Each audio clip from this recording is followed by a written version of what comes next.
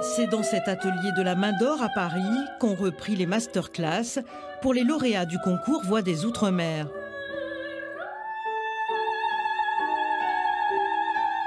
Candice Albardier a reçu le prix du jeune talent en 2020.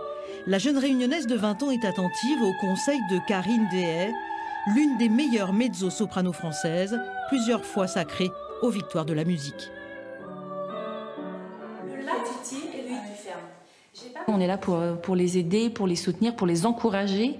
Et j'ai envie de vous dire, surtout en ce moment, avec l'histoire de la période du coronavirus qui a fait que toutes nos activités se sont arrêtées.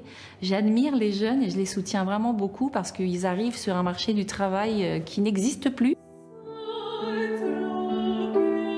C'est aussi instructif sur l'apprentissage rapide et sur récupérer beaucoup d'informations d'un coup et pouvoir après les étaler au fur et à mesure tout en gardant en tête les conseils et tout ça. Donc c'est vraiment pour moi hyper intéressant. D'avoir quelqu'un comme Karine Dehaye qui a une carrière pareille, qui est à notre portée, qui nous entend, qui chante pour nous, c'est quelque chose d'incroyable et qui nous donne des conseils techniques. Et on sait que c'est quelqu'un qui vit l'expérience dont on rêve tous les jours. Aslam profite lui aussi des masterclass grâce au concours Voix des Outre-mer.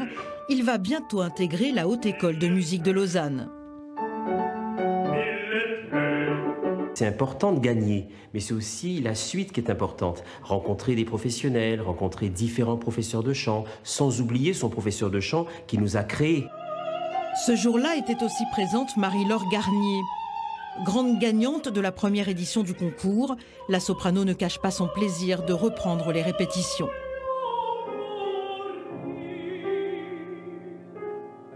Refaire de la musique, c'est ce qui nous nourrit. En tout cas, moi, à titre personnel, quand je me réveille, c'est ce que j'ai envie de faire. Donc évidemment, après le confinement, refaire de la musique, c'est merveilleux.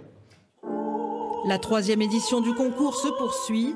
C'est en fin d'année que l'on connaîtra les 2 candidats sélectionnés par territoire avant la grande finale prévue en janvier 2021.